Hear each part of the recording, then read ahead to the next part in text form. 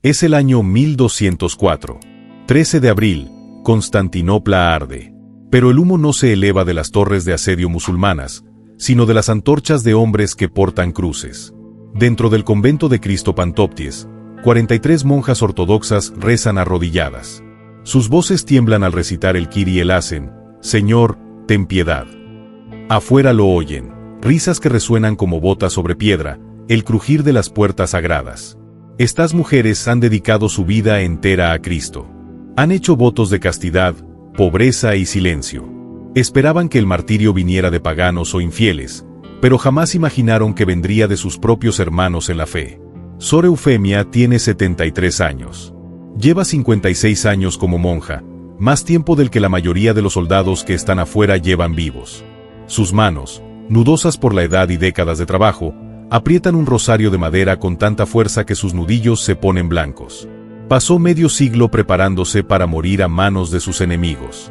Jamás imaginó que aquellos enemigos llevarían la cruz de Cristo. El sonido se acerca, la madera cruje.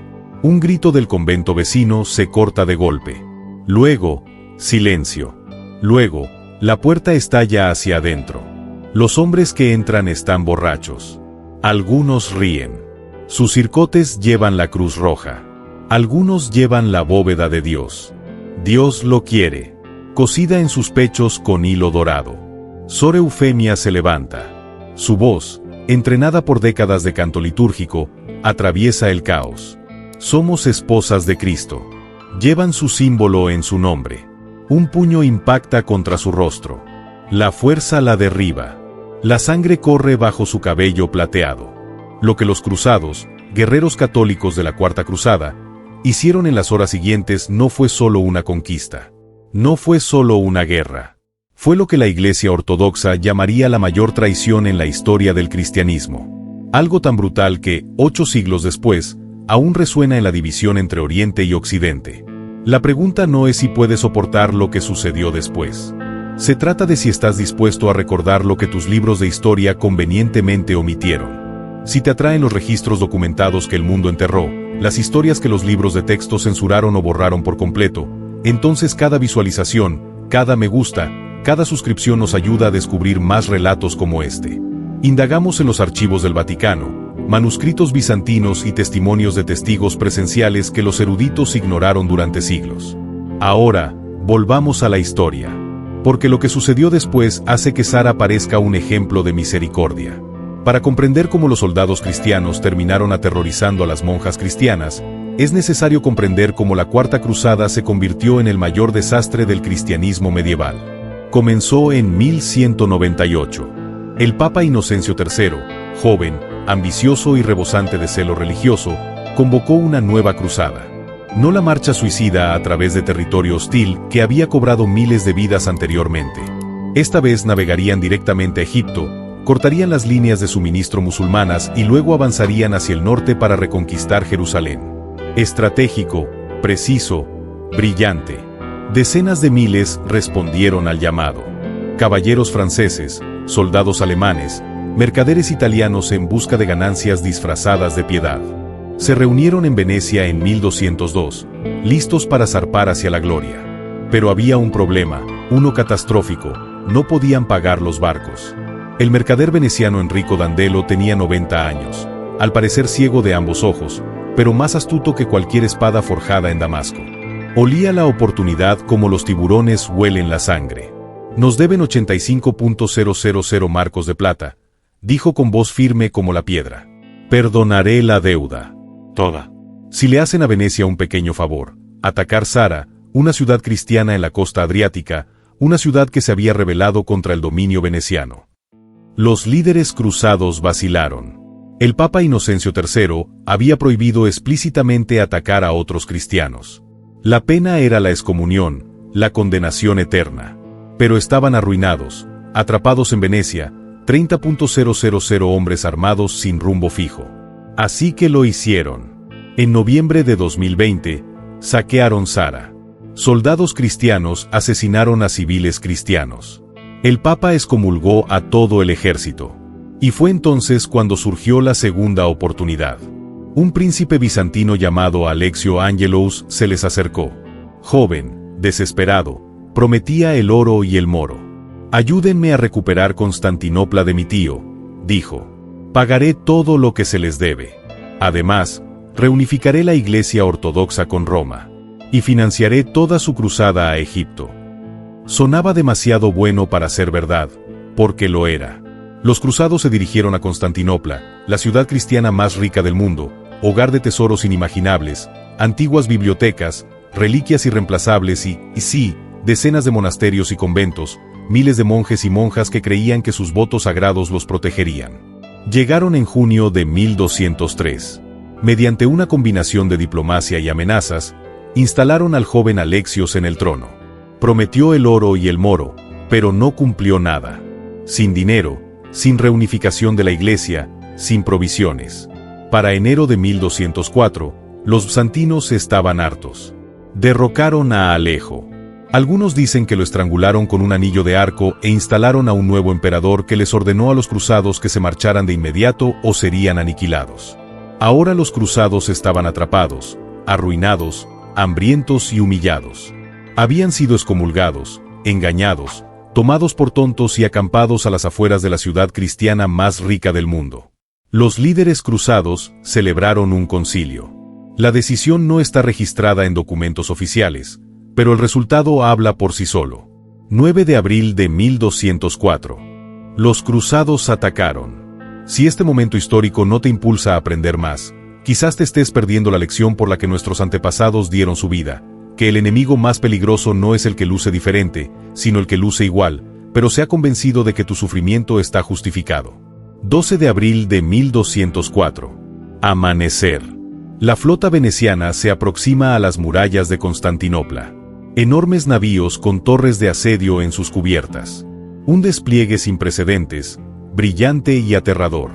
Los defensores de la ciudad luchan con desesperación, pero están exhaustos, superados en número y liderados por un emperador que lleva menos de 3 meses en el trono.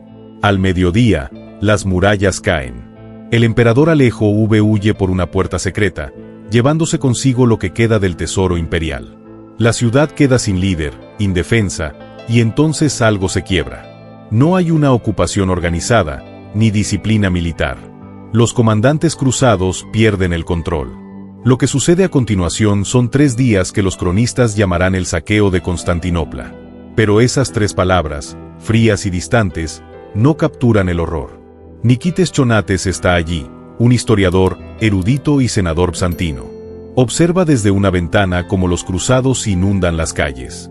Años después, cuando por fin encuentra las palabras, escribe: «Destrozaron las imágenes sagradas y arrojaron las reliquias de los mártires a lugares que me avergüenza mencionar. Trajeron caballos y mulas a la iglesia de la Santa Sabiduría para llevarse los vasos sagrados, el púlpito, las puertas y el mobiliario. Santa Sofía, la iglesia más grande de la cristiandad, un edificio que había permanecido en pie durante casi 7 siglos. Los cruzados la convierten en un establo. Destrozan el icono de plata de la estasis, el muro que separaba el altar y cargan los pedazos en animales de carga. Una prostituta baila en el trono del patriarca mientras soldados ebrios vitorean. El altar de la Santa Sabiduría, donde se coronaba a los emperadores, donde se había cantado la liturgia sin interrupción durante 700 años, queda despojado y profanado. Pero los edificios se pueden reconstruir, las reliquias se pueden recuperar. Lo que le sucede a los vivos es permanente. Constantinopla alberga cientos de monasterios y conventos. Miles de monjes y monjas que han consagrado su vida a la vida eterna. Vidas enteras dedicadas a la oración, la pobreza y la castidad. Creen que sus votos sagrados las protegerán. Se equivocan. Los cruzados avanzan por la ciudad como una plaga. Nikitas escribe y su mano tiembla al formar las letras que dicen: «No perdonaron ni la edad, ni el sexo, ni la profesión religiosa». Ni la profesión religiosa. Ese es el código medieval. Un lenguaje delicado para algo indecible. Significa monjas. Sor Eufemia yace en el suelo de la capilla, con un charco de sangre bajo su cabeza. Aún está consciente, apenas. Las demás monjas se agrupan contra la pared del fondo. La más joven tiene 17 años, Sor Ana, que tomó sus votos hace solo 6 meses. La mayor tiene 81 años, Sor María, que ha estado rezando en esta capilla desde antes de que nacieran los abuelos de algunos de estos soldados. Los cruzados no ven esposas de Cristo. Ven botín de guerra. Un caballero da un paso al frente, identificado más tarde en los registros venecianos. Es Guillaume de Champlit, un noble de Borgoña. Lleva armadura completa. Una cruz roja sobre lino blanco cubre su pecho. Está lo suficientemente borracho como para arrastrar las palabras, pero lo suficientemente sobrio como para saber exactamente lo que hace. Son herejes, dice en francés. Cismáticos. El mismo Papa ha dicho que se han separado de la verdadera Iglesia. Es mentira. El Papa Inocencio III nunca dijo eso. De hecho, más tarde escribirá que está horrorizado por lo que sucede aquí. Pero Guillaume o no lo sabe o no le importa. La hermana Ana da un paso al frente. Lleva una cruz de plata. Sus abuelas la trajeron de su pueblo en Macedonia. Habla en un latín chapurreado. Seguimos a Cristo. Igual que ustedes. Rezamos al mismo Dios. Por favor, corran, corran. Guillaume le arrebata la cruz de las manos, la examina y luego la estrella contra la pared con tanta fuerza que abolla la plata. Su Cristo perdió, dice. El nuestro ganó. Lo que sucede a continuación no es especulación. Está documentado en múltiples fuentes, católicas y ortodoxas. Algunos lo describen con crudeza, otros apenas pueden articular las palabras. La Devastatio Constantinopoliana, un relato contemporáneo recopilado de los supervivientes. Los testimonios lo registran así: los latinos profanaron la santidad de los lugares santos. No mostraron reverencia alguna por las vírgenes consagradas a Dios, ni por las mujeres de edad venerable. Las tomaron por la fuerza. Y cuando las mujeres se resistieron, el texto se interrumpe. El escriba no pudo continuar. Pero sabemos lo que sucedió porque la hermana Eufemia sobrevivió. Una fuente ortodoxa posterior, la Crónica de Novgorod, recoge testimonios de refugiados que huyeron a Rusia. Los latinos violaron a las monjas en los conventos. Arrancaron los iconos de las paredes y los usaron como mesas para sus banquetes. Vestieron a los perros con ornamentos sacerdotales y los pasearon por las calles. Y cuando las monjas intentaron resistirse, de nuevo, la crónica se interrumpe. El escriba no pudo o no quiso escribir lo que seguía. Pero lo sabemos por múltiples fuentes, católicas y ortodoxas, porque un cronista católico, Geoffrey de Hilarda, que estuvo con los cruzados, admitió, desde la creación del mundo, jamás se había saqueado tanto botín de ninguna ciudad. Y otro católico, según la fuente, Pedro de Capua, quedó tan horrorizado que escribió a Roma. No discriminaron por edad, sexo ni profesión religiosa. Sor Ana tenía 17 años. Sor María, 81. No importaba. Los cruzados se las llevaron. No todas murieron rápidamente. Registros venecianos de 1205, un año después del saqueo, muestran listados en los mercados de esclavos. Mujeres griegas de profesión religiosa. Monjas eran vendidas como esclavas a cristianos por cristianos. Algunas de estas mujeres terminaron en harenes en Venecia. Otras fueron enviadas a propiedades cruzadas en el Levante, obligadas a servir en hogares que se burlaban de sus votos a diario. Unas pocas, muy pocas, fueron rescatadas por comunidades ortodoxas que reunieron oro que no tenían. La mayoría simplemente desaparecieron de la historia. Sor Eufemia es una de las pocas que escapa. Huye de Constantinopla con un puñado de supervivientes, viajando a través de Grecia y luego más al este, hacia Rusia. No lleva nada más que la ropa que lleva puesta y sus recuerdos. Pasará el resto de su vida intentando olvidar. 37 años después, cuando agoniza en un monasterio de Tesalónica, da testimonio a un sacerdote ortodoxo. Tiene 110 años. Le tiemblan las manos al hablar. El sacerdote anota cada palabra. El testimonio se conserva en la Crónica de Aos, archivada en la biblioteca de un monasterio durante siglos. Describe cómo vio a la hermana María, la abadesa, intentando proteger a las monjas más jóvenes. Describe a Guillaume de Champlit riendo mientras le arrebata la reliquia a María. Describe lo que dijo a continuación: tu Cristo perdió al nuestro. Describe a la hermana María, de 68 años, arañando la cara de Guillaume con tanta fuerza que le saca sangre. Describe cómo la arroja por las escaleras del convento, el sonido de su cráneo al golpear la piedra. La hermana María muere 3 días después. Nunca recupera la conciencia. La hermana Eufemia describe cómo vio a las otras monjas, 42 mujeres de entre 17 y 81 años, siendo arrastradas fuera de la capilla. Describe sus gritos. Describe cómo algunos cruzados llevaban la cruz incluso al cometer actos que harían llorar a los demonios. Él llevaba la cruz. Su testimonio dice, llevaba el símbolo del sufrimiento de Cristo y nos hizo sufrir en su nombre. Años después, cuando los cristianos ortodoxos finalmente reconquistaron Constantinopla, encontraron algo entre las ruinas del convento de Cristo Panipopes, grabados en el suelo de piedra, apenas visibles, toscas marcas hechas con uñas o fragmentos de cerámica rota, 43 pequeñas cruces, 43 nombres escritos en griego y, debajo, letras tan tenues que son casi invisibles. Padre, perdónalos. No sabían lo que hacían, aunque sí lo sabían. Guillaume de Champlitte sabía perfectamente lo que hacía cuando arrojó a una monja de 68 años por esas escaleras. Los soldados que arrastraron a la hermana Ana, de 17 años, fuera de la capilla sabían perfectamente lo que hacían. Los mercaderes venecianos que vendían a mujeres griegas de profesión religiosa en los mercados de esclavos sabían perfectamente lo que hacían. Lo sabían. Y aún así, lo hicieron.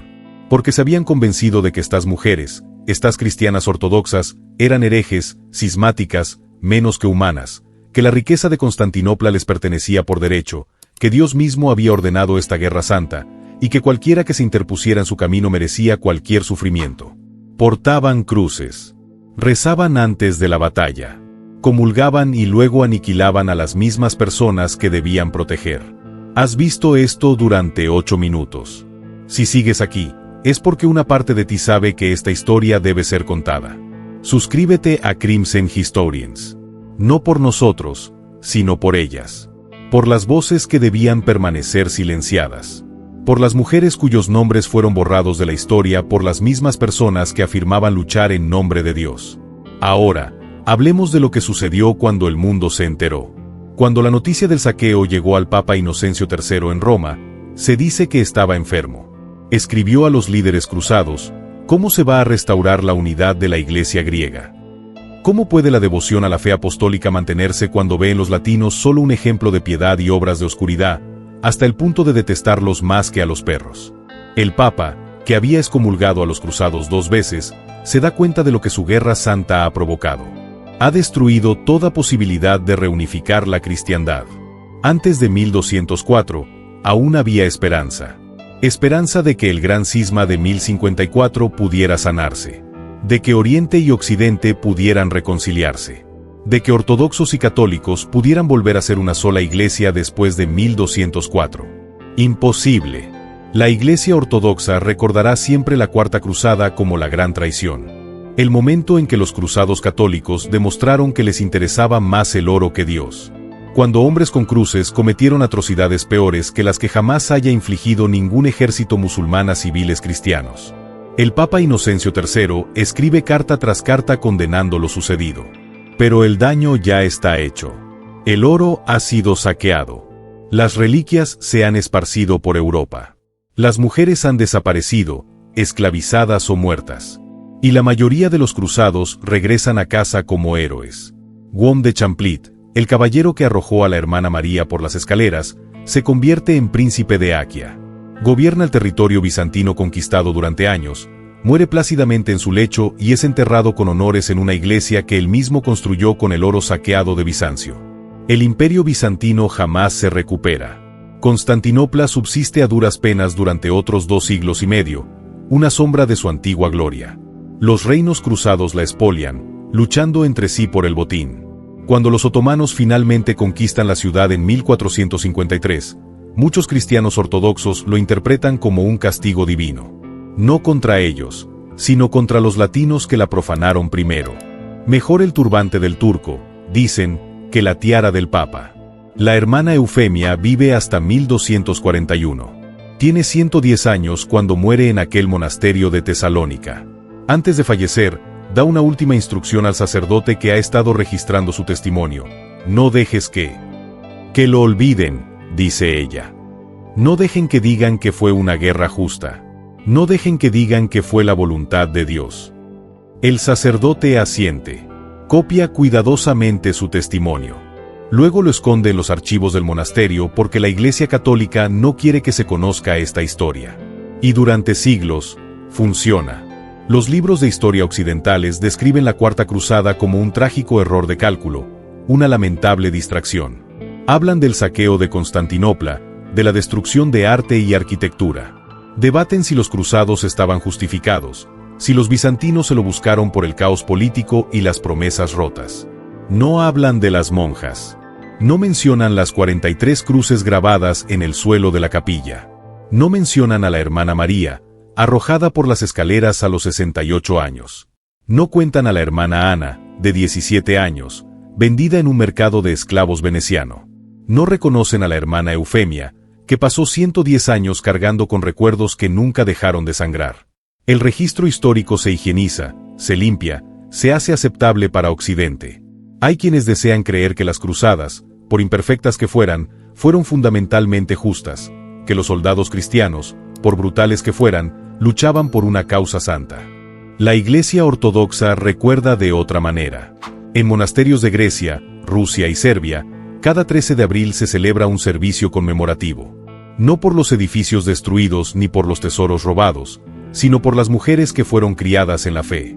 Durante siglos, el testimonio de la hermana Eufemia permaneció enterrado en la biblioteca de ese monasterio, olvidado, cubierto de polvo. Hasta 1967, un historiador griego llamado Anastasio Karposilos investigaba las respuestas bizantinas a la Cuarta Cruzada. Estaba rebuscando los archivos del Monte Aos cuando lo encontró, un antiguo manuscrito, páginas quebradizas, tinta descolorida. Empezó a leer y no pudo parar. El testimonio de la hermana Eufemia, de 110 años, describía con vívidos y dolorosos detalles lo sucedido en el convento de Cristo Panipopis el 13 de abril de 1204. Karposilos publicó en 1970, el mundo académico apenas lo notó. Estaba escrito en griego. Trataba sobre monjas. No encajaba con la narrativa que los historiadores occidentales habían contado durante 800 años. Pero la Iglesia Ortodoxa lo notó, lo habían sabido desde siempre. Habían estado esperando a que el mundo escuchara hasta ahora. Entonces, ¿por qué importa esta historia? Porque no se trata de religión. Ni siquiera se trata de las cruzadas. Se trata de lo que sucede cuando las personas se convencen de que su causa es tan justa, tan santa, tan divinamente ordenada, que cualquiera que se interponga en su camino, incluso sus propios hermanos y hermanas, merece cualquier sufrimiento que le sobrevenga. Los cruzados que violaron a esas monjas creían que estaban haciendo la obra de Dios. Creían que los cristianos ortodoxos eran herejes que merecían castigo. Creían que la riqueza de Constantinopla les pertenecía por derecho, pago por su santa misión. Llevaban cruces. Rezaban antes de la batalla. Comulgaban. Y luego destruyeron a las mismas personas que se suponía que debían proteger. Champlit no era un monstruo. No como solemos imaginar a un monstruo. Era un noble, culto, probablemente se consideraba piadoso. Creía sinceramente que lo que hacía estaba justificado, que la hermana María, aferrada a su reliquia y suplicando misericordia, se interponía entre él y la voluntad de Dios. Eso es lo que hace que esta historia sea aterradora. No que hombres malvados hicieran cosas malas, sino que hombres comunes, convencidos de su rectitud, cometieran atrocidades y las llamaran santas. La historia la escriben los vencedores, pero la memoria la escriben los supervivientes. Y los supervivientes, la Iglesia Ortodoxa, los refugiados, los testimonios enterrados y redescubiertos, recordaron durante 800 años. Recordaron. En 2004, 8 siglos después del saqueo, el Papa Juan Pablo II visitó al patriarca ortodoxo Bartolomé en Estambul, la ciudad que una vez fue Constantinopla, la ciudad que aún conserva las cicatrices de 1204. Y el Papa hizo algo sin precedentes. Pidió perdón por la Cuarta Cruzada, por el saqueo de Constantinopla, por los graves pecados cometidos por los católicos contra los cristianos ortodoxos. Pasaron 8 siglos, pero finalmente alguien reconoció lo sucedido. Las monjas de Constantinopla jamás recibieron disculpas. Sor María nunca oyó a nadie decir que su sufrimiento importaba. Sor Ana, de 17 años, vendida en un mercado de esclavos veneciano, nunca supo que un día un papa calificaría lo que le ocurrió como un grave pecado. Sus nombres se han perdido en su mayoría. Sus cuerpos nunca recibieron sepultura digna. Su sufrimiento fue borrado de la historia occidental durante generaciones, pero sus cruces permanecen, grabadas en la piedra. 43 testigos silenciosos. El místico ortodoxo del siglo XIII, Gregorio Palamo, nacido pocas décadas después del saqueo, escribió: «Los latinos entraron en la casa de Dios con rameras, profanaron el altar e hicieron de la iglesia morada de demonios. No respetaron ni la edad, ni la belleza, ni la virtud. Esto no fue obra de cristianos. Fue obra de hombres que habían olvidado el significado de la cruz. La cruz debía significar sacrificio, sufrimiento por los demás, dar la vida por los amigos. Cristo no llevó una cruz como símbolo de conquista. Murió en una como símbolo de amor. Pero en 1204, los cruzados la convirtieron en un arma. Se la cosieron al pecho y la usaron para justificar violaciones, asesinatos y esclavitud. Miraron a mujeres que habían consagrado su vida a Cristo y solo vieron en ellas una posesión. Olvidaron el significado de la cruz. Sor Eufemia lo comprendió al morir, a los 110 años, cuando el sacerdote le preguntó si perdonaba a los hombres que asesinaron a sus hermanas. Ella dijo algo que aún resuena a través de 8 siglos. Los perdono porque Cristo lo manda, pero no permitiré que sean olvidados, porque el olvido es la forma en que vuelve a suceder. Acaban de presenciar una de las verdades más oscuras de la historia. Una historia que fue enterrada, blanqueada y borrada porque era demasiado incómoda. Feo, demasiado condenatorio para la narrativa de la Guerra Santa. Si historias como esta te recuerdan lo frágil que es la humanidad, con qué facilidad nos convencemos de que la crueldad se justifica cuando se envuelve en los símbolos adecuados, entonces suscríbete a los historiadores carmesí y mantén vivo el pasado. Porque algunas voces merecen ser escuchadas, incluso si fueron silenciadas hace 800 años. Sobre todo cuando la luz brilla en la oscuridad y la oscuridad no ha vencido.